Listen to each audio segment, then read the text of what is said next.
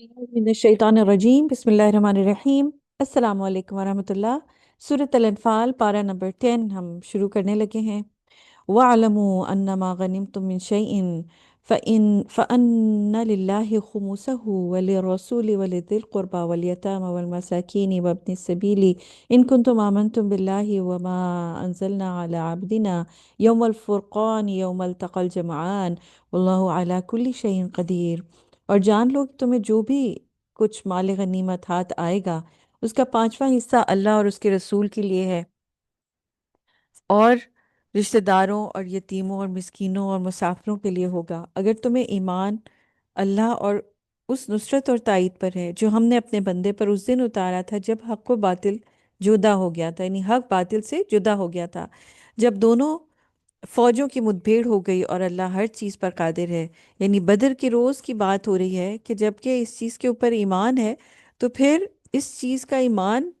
ये क्लियर हो जाए कि फिर जो भी अल्लाह सुब्हानहू व तआला जिस तरीके से भी बंटवारा कर रहे हैं गनाइम का और माल गनीमत, जिस तरह से भी उसको डिस्ट्रीब्यूट किया जा रहा है उसमें भी कोई शक व शुबा नहीं होगा और उसको उसी तरह इम्प्लीमेंट किया जाएगा। जब तुम लोग वादी बदर के मदीना से करीबी किनारे पर थे और वो लोग दूर वाले किनारे पर, और तिजारती काफिला साहिल समंदर की तरफ तुमसे नीचे, और अगर तुम दोनों जमातों ने पहले जंग का एक वक्त मुकर्रर किया होता तो वादा खिलाफी कर जाते, लेकिन ऐसा इसलिए होता हुआ ताकि अल्लाह एक मामले का फैसला कर दे जिसे बहरहाल होना था, ताकि जो हलाक हो वो रोशन दलील आ जाने के बाद हलाक हो, और जो जिंदा रहे वो रोशन दलील आ जाने के बाद, यानी देख लेने के बाद जिंदा रहे। और बेशक अल्लाह बड़ा सुनने वाला बड़ा जानने वाला है। तो हक और बातिल का ये मार्का किस लिए किया गया? ताकि अब जो भी इसके बाद हार और जीत का फैसला होगा वो हक की बेसिस पर होगा। ये मार्का इसीलिए किया गया ताकि हर एक को वाजे हो जाए, हर एक की नज़रों के सामने आ जाए कि कौन सच के ऊपर है। जब अल्लाह ताला ने आपको ख्वाब में उन्हें कम दिखाया और अगर आपको उन्हें ज़्यादा दिखा देता तो तुम में बुजदिली आ जाती। यानी आप सल्लल्लाहु अलैहि वसल्लम ने जब ख्वाब देखा तो क्या देखा कि बहुत कम हैं मुशरिकीन मक्का, यानी उनकी फ़ौज के ज़्यादा लोग नहीं थे। तो और नबी सल्लल्लाहु अलैहि वसल्लम ने ज़ाहिर है वो सब आके जो है वो मुसलमानों को बता दिया। तो अगर ज़्यादा का नंबर बताया जाता तो फिर मुसलमानों में बुज़दिली आ जाती और जंग के मामले में तुम आपस में इख्तिलाफ कर बैठे, नहीं कि फिर क्या होता कि ये मामला जो है वो मुश्किल पड़ जाता। मोमिन आपस में ये कहने शुरू हो जाते कुछ लोग कि हम जंग नहीं करना चाहते, लेकिन अल्लाह ताला ने बचा लिया। वो बेशक सीनों की पोशीदा बातों को जानने वाला है। और जब तुम्हारी मुठभेड़ हो गई तो अल्लाह ने तुम्हारी आंखों में उन्हें कम दिखाया और उनकी आंखों में तुम्हें कम दिखाया, ताकि अल्लाह एक मामले का फैसला कर दे जिसे जिसे बहरहाल होना था, और तमाम मामलात अल्लाह ही की तरफ लौटाए जाते हैं। तो अब एक दूसरे की आंखों में कम क्यों दिखाया? ताकि कोई भी जो है वो खौफ के मारे पीछे ना बैठा रहे, बल्कि जोश व खरोश से आगे आए और लड़ने के लिए तैयार हो जाए। ऐ ईमान वाला, जब दुश्मन के किसी लश्कर से तुम्हारी मुठभेड़ हो तो सिबात कदमी से काम लो, यानी साबित कदमी से काम लो, और अल्लाह को खूब याद करो ताकि तुम क्या कामयाब रहो। कामयाबी का गुर बताया जा रहा है यहाँ पर कि खूब खूब अल्लाह को याद किया जाए तो अल्लाह ताला मुश्किल से मुश्किल चीज़ में भी अल्लाह ताला कामयाबी करते हैं, चाहे वो मैदान जंग ही क्यों ना हो। और अल्लाह और उसके रसूल की इताअत करो और आपस में इख्तिलाफ ना करो, वरना तुम में बुज़दिली आ जाएगी, तुम्हारी हवा उखड़ जाएगी। और सब्र से काम लो, बेशक अल्लाह सब्र करने वालों के साथ है। तो यहाँ पर जो टिप्स बताई गई हैं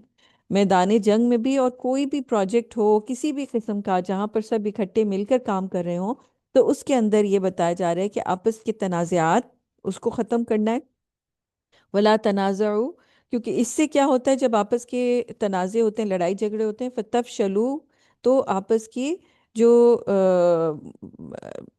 चपकिलिश से इंसान के कदम उखड़ जाते हैं, ठीक है, जो उसको साबित कदमी थी, जो उसके अंदर एक कन्विक्शन थी वो ख़त्म हो जाती है और उसके अंदर वीकनेस आ जाती है। वो वीकनेस के ज़रिए से जो है वो फिर दुश्मन का ना मुकाबला कर सकता है और ना कोई बड़ा प्रोजेक्ट जो है या कोई मुश्किल काम जो है वो सर कर सकता है। उसके हाथ पांव फूलना शुरू हो जाते हैं और वो इस तरह से ये सारी चीज़ें इस चीज़ का पेश खेमा साबित होती हैं कि मुसलमान को जो एक ताकत उसके ईमान से मिली थी वो सारी ज़ाइल होती जाती है, ठीक है। और जब शैतान ने इनके अमाल को इनके लिए खुशनुमा बना दिया और कहा कि आज तुम पर गालिब कोई भी नहीं आएगा और तुम्हारा मददगार मैं हूँ, یعنی میں تمہارے ساتھ مل کر جنگ کروں گا۔ بس جب دونوں فوجیں ایک دوسرے کے سامنے آ گئیں تو وہ الٹے پاؤں بھاگ کھڑا ہوا اور کہا، میرا تم سے کوئی تعلق نہیں، میں وہ دیکھ رہا ہوں جو تم نہیں دیکھ رہے ہو۔ مجھے اللہ کا ڈر لگتا ہے اور اللہ کا عذاب بہت ہی سخت ہوتا ہے۔ اب تھوڑی سی دیر یہ دیکھیے کہ وہ کہہ رہا ہے انی اخاف اللہ، شیطان کہہ رہا ہے کہ میں اللہ سے ڈر رہا ہوں۔ وہ میدان جنگ سے بھاگتا ہے، مسلمان فوج سے نہیں لڑتا، لیکن کیا اس کا یہ ڈر جو ہے وہ اس کو اللہ کے عذاب سے بچائے گا؟ نہیں، اس لیے کیونکہ اس ڈر کے ذریعے اس نے اپنے جو عمل ہے وہ ٹھیک نہیں کیا، صحیح ہے، وہ پھر بھی اس شر کے اوپر قائم رہا، اور اس کا وہاں سے بھاگ جانا اس چیز کی دلیل تھی کہ اس کو فرشتے نظر آ رہے تھے، ٹھیک۔ جب منافقین اور ان لوگوں نے جن کے دلوں میں کفر کی بیماری تھی کہا، ان مسلمانوں کو ان کے دین نے دھوکے میں ڈال رکھا ہے، اور جو اللہ پر بھروسہ کرتا ہے تو بے شک اللہ بڑا زبردست بڑی حکمتوں والا ہے۔ اور اگر آپ وہ منظر دیکھ لیں تو تعجب کریں جب فرشتے کافروں کی روح نکالتے ہیں، ان کے چہروں اور ان کی پیٹھوں پر ضربیں لگاتے ہیں، یعنی زوروں سے مارتے ہیں، پیٹھوں پہ مارتے ہیں، تھپڑ مارتے ہیں، اور اس طرح سے ان کی روح قبض کی جاتی ہے، کفار کے جسم میں سے کھینچ کے نکالی جاتی ہے، اور کہتے ہیں کہ اب چکھو آگ کا عذاب، یہ ان اعمال کی سزا ہے جو تم نے ماضی میں کیے تھے، اور بے شک اللہ اپنے بندوں پر ظلم نہیں کرتا۔ ان کو فارغ قریش کا حال فرعونیوں اور ان لوگوں جیسا ہوا جو ان سے پہلے تھے، انہوں نے اللہ کی آیتوں کو جھٹلایا تو اللہ نے ان گناہوں کی وجہ سے انہیں پکڑ لیا، بے شک اللہ زبردست قوت والا سخت عذاب دینے والا ہے۔ یہ اس لیے ہوا کہ اللہ جب کسی قوم کو کوئی نعمت دیتا ہے تو اسے اس وقت تک نہیں چھینتا جب تک وہ اپنی دینی حالت نہیں بدل لیتی، اور بے شک اللہ بڑا سننے والا بڑا جاننے والا ہے۔ تو یہ قوم کے اوپر منحصر ہے، اگر وہ خود اپنے حالات خراب کرتی ہے تو ان سے وہ نعمت چھن جاتی ہے، اور اگر وہ اپنے حالات ٹھیک رکھتی ہے اور یا پھر جو بگڑے ہوئے حالات ہیں ان کو خود اچھا کرتی ہے تو پھر اللہ تعالیٰ ان کی نعمت بحال کر دیتا ہے، ٹھیک ہے۔ ان کا حال فرعونیوں اور ان جیسا ہوا جو ان سے بھی پہلے تھے، انہوں نے اپنے رب کی آیتوں کو جھٹلایا تو ہم نے ان کے گناہوں کی وجہ سے انہیں ہلاک کر دیا اور فرعونیوں کو ڈبو دیا، اور وہ تمام ظالم قومیں تھیں۔ بے شک اللہ کے نزدیک بدترین جانور کافر ہیں، اسی لیے وہ ایمان نہیں لاتے۔ تو کفار جو ہیں ان کی مثال یہاں پر فرعون کے ساتھیوں کے ساتھ کی گئی اور اس کی فوج کے ساتھ کی گئی، ان کو بھی ڈبو دیا تھا، غرق کر دیا تھا، اور یہاں پر جیسے آپ نے دیکھا نا سارے واقعات میں فرعون جو ہے وہ حضرت موسیٰ کا دشمن تھا اور وہ اپنی فوج لے کے آیا تھا، تو اس کو اللہ تعالیٰ نے غرق کر دیا، اور مسلمانوں اس وقت کے مسلمانوں کو بچا لیا۔ تو یہاں پر بھی یہی چیز جو ہے بتائی جا رہی ہے کہ اللہ سبحانہ و تعالیٰ نے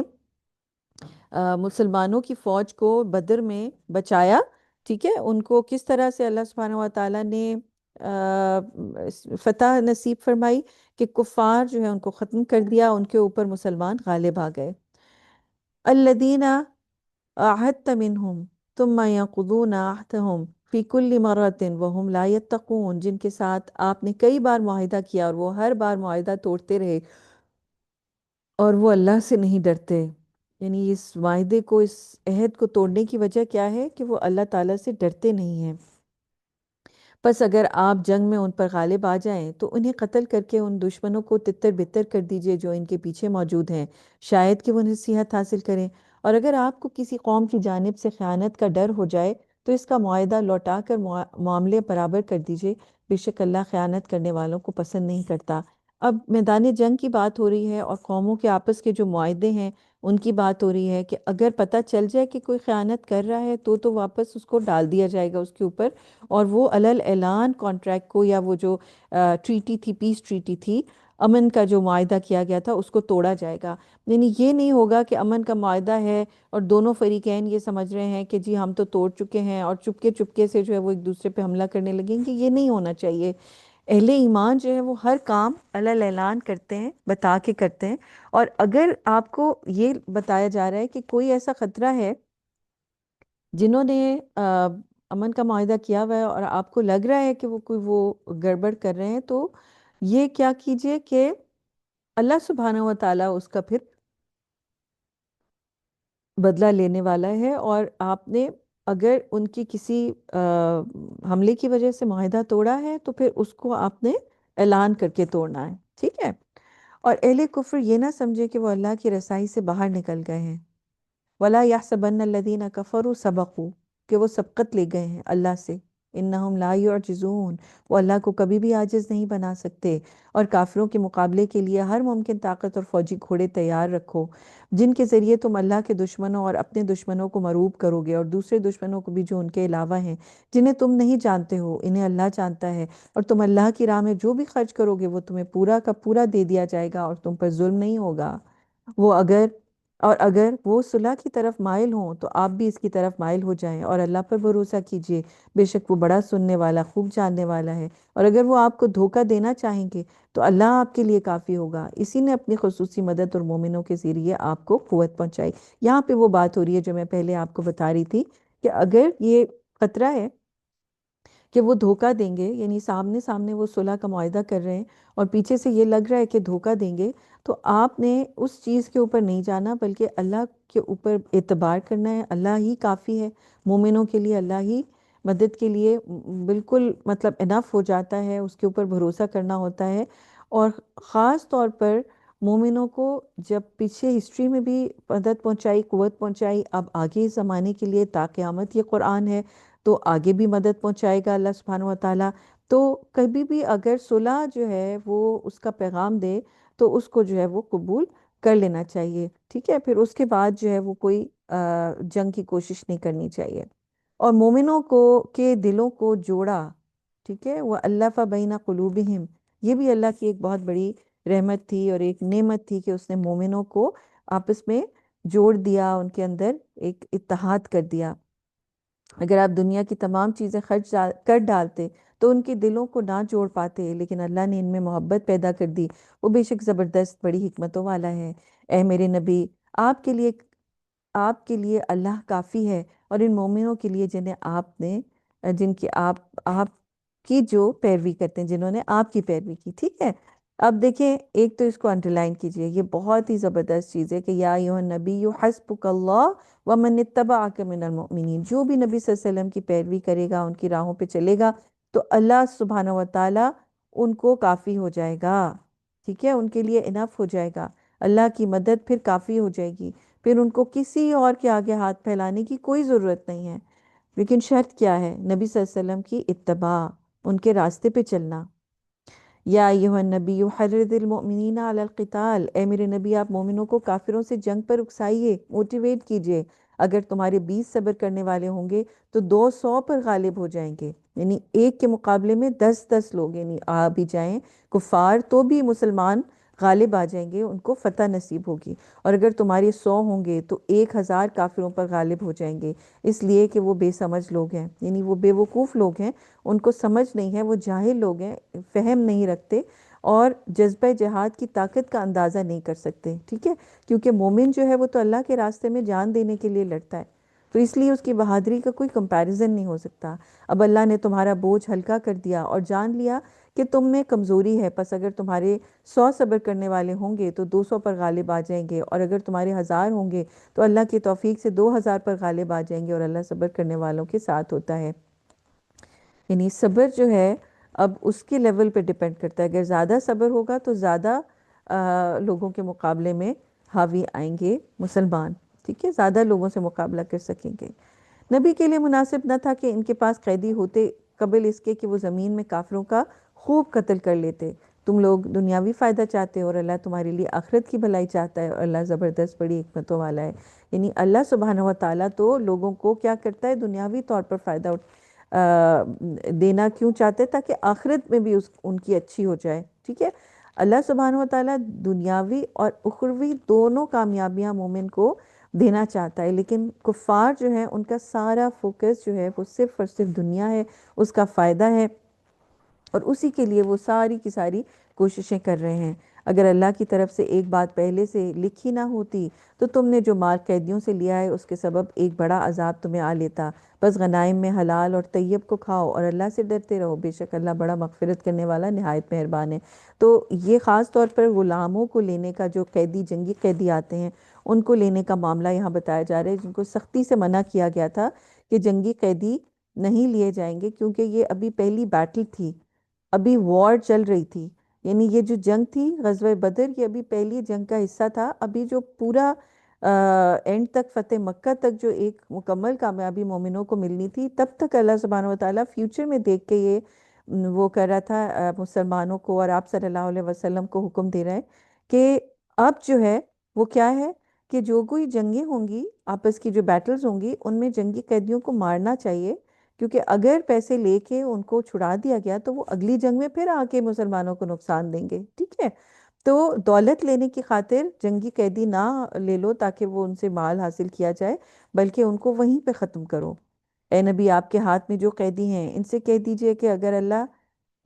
جان لے گا کہ تمہارے دلوں میں ایمان داخل ہو گیا تو تمہیں اس سے اچھا دے گا جو تم سے بطور فدیہ لیا گیا ہے، اور تمہیں معاف بھی کر دے گا، اور اللہ بڑا معاف کرنے والا، بڑا رحم کرنے والا ہے۔ اور اگر وہ لوگ آپ کے ساتھ خیانت کرنا چاہیں گے تو وہ اس کے پہلے اللہ کے ساتھ خیانت کر چکے ہیں، جس کی وجہ سے اس نے مومنوں کو ان پر مسلط کر دیا تھا، اور اللہ بڑا علم والا، بڑی حکمتوں والا، یعنی ان کو جب غلاموں کو، ان کو جنگی قیدیوں کو چھوڑا جا رہا ہوگا، تب ان کو یہ بتایا جائے گا کہ اگر تم اسلام قبول کر لو گے تو تمہارے لیے یہ جو تم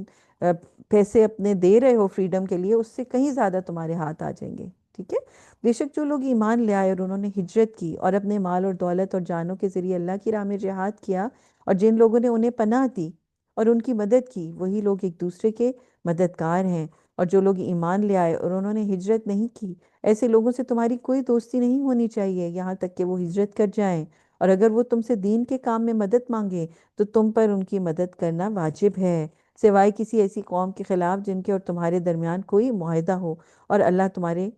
کارناموں کو یا تمہارے کاموں کو بہت اچھی طرح دیکھ رہا ہے۔ اب اس میں چند باتیں بتائی گئی ہیں کہ ایک تو جو ہجرت کر رہے ہیں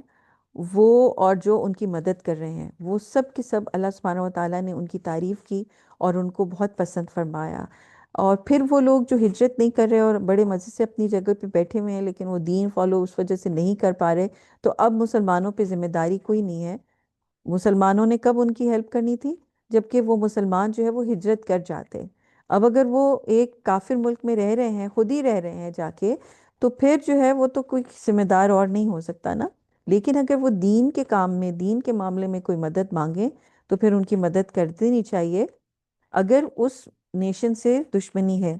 لیکن اگر کوئی پیس ٹریٹی سائن ہوئی ہوئی ہے، کوئی معاہدہ سائن ہوا ہوا ہے نیشنز کے درمیان گورنمنٹ لیول کے اوپر، تو پھر جو ہے وہ جا کے اس طرح سے جو ہے وہ ان کو ریسکیو نہیں کیا جائے گا، ان کے ساتھ وہ معاملہ نہیں کیا جائے گا، ٹھیک ہے؟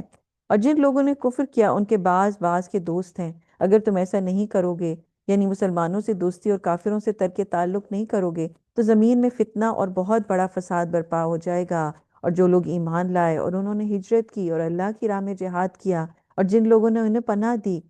اور ان کی مدد کی، وہی لوگ حقیقی مومن ہیں، ان کے لیے اللہ کی مغفرت اور بہت عزت والی روزی ہے، رزق کریم، جس میں بہت پروٹوکول ہوگا، عزت سے ان کو کھانا، روزی، جگہ، ہر چیز ملے گی۔ اور یہ کن لوگوں کی بات ہو رہی ہے؟ کہ جو ایمان کے بعد ہجرت کریں اور اللہ کے راستے میں utmost اسٹرگل کریں، جہاد کریں، اور پھر وہ لوگ جو ان کو سپورٹ بھی کریں، ان کو پروٹیکشن بھی دیں، ٹھیک ہے؟ اور اس کے اندر انصار مدینہ بھی آ جاتے ہیں، جو کہ مدینہ میں جن لوگوں نے پروٹیکشن دی، جگہ دی، اور پھر دنیا میں کسی بھی جگہ جو لوگ اوروں کی مدد کرتے ہیں، جو بھی مسلمان ہجرت کر کے آتے ہیں، جو ان کی ہیلپ کرتے ہیں، تو اللہ تعالیٰ نے ایسے لوگوں کی بہت زیادہ تعریف کی ہے، اور فرمایا کہ انہی کے لیے اللہ تعالیٰ مغفرت بھی عطا کر رہا ہے اور بہت زیادہ عزت والی روزی بھی دے رہا ہے۔ اور جو لوگ ان کے بعد ایمان لے آئے اور انہوں نے ہجرت کی اور تمہارے ساتھ مل کر جہاد کیا، وہ تم میں سے ہیں، اور اللہ کی کتاب میں رشتہ دار لوگ ایک دوسرے کے زیادہ حقدار ہیں، بے شک اللہ کے پاس ہر چیز کا علم ہے۔ یعنی کہ اب آپ یہ دیکھیں کہ بعد میں جو ہجرت کرنے والے یا بعد میں جہاد کرنے والے، وہ بھی صحابہ کرام اور اس وقت کے مسلمانوں میں سے ہیں، میننگ اب ان کو بھی اسی طرح سے اجر ملے گا، ٹھیک ہے؟ اور پھر اولو الارحام، یعنی کو جو رشتے ہیں، خون کے رشتے ہیں، ان کو ایک ہائر لیول دیا گیا۔ کیوں؟ کیونکہ جب مدینہ میں انیشلی ہجرت کر کے آئے تھے مسلمان، تو آپ صلی اللہ علیہ وسلم نے ایک اخوت کا رشتہ پیدا کر دیا تھا، ایک انصاری جو تھے صحابی، ان کو اور مہاجر صحابی کو بھائی بھائی بنا دیا تھا۔ تو اب یہ بتایا جا رہا ہے کہ اب الحمدللہ سب سیٹل ہو چکے ہوئے ہیں، اب جو ہے وہ مہاجرین اور انصار کے درمیان جو یہ رشتہ ہے بھائی چارے کا، یہ ہاں ایک دوستی کے ناطے سے، ایک جو دینی بھائی کے ناطے سے تو رہے گا، لیکن ان کو جو ہے وہ ورثے میں حصہ نہیں بٹوارا کیا جائے گا، کیونکہ کئی دفعہ کیا ہوتا تھا کہ یہ بھی خیال آنا شروع ہو جاتا تھا کہ شاید وراثت میں بھی حصہ دینا ہوگا۔ تو یہاں پر بتا دیا گیا کہ ورثے میں اب صرف خون کے جو رشتے ہیں انہی کو شامل کیا جائے گا۔ تو ہماری سورہ انفال جو ہے وہ مکمل ہو گئی۔ جزاک اللہ خیر۔ السلام علیکم ورحمۃ اللہ وبرکاتہ۔